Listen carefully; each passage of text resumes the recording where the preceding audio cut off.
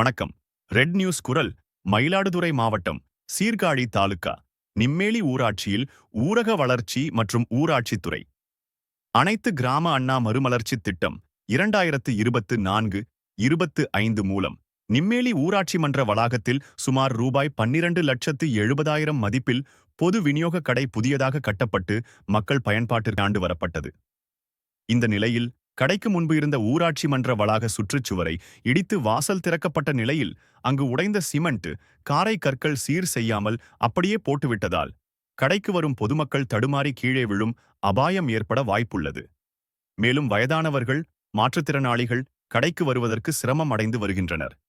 இதனை சம்பந்தப்பட்ட துறை அதிகாரிகள் மற்றும் ஊரக வளர்ச்சி மற்றும் ஊராட்சித்துறை அதிகாரிகள் ஆய்வு செய்து நிம்மேலி ஊராட்சியில் பொது விநியோக கடையின் வாயிலை சரி செய்து சாய்தளம் அமைப்புடன் சிமெண்ட் கான்கிரீட் அமைத்து தர வேண்டும் என்று அப்பகுதி மக்கள் கோரிக்கை விடுத்துள்ளனர்.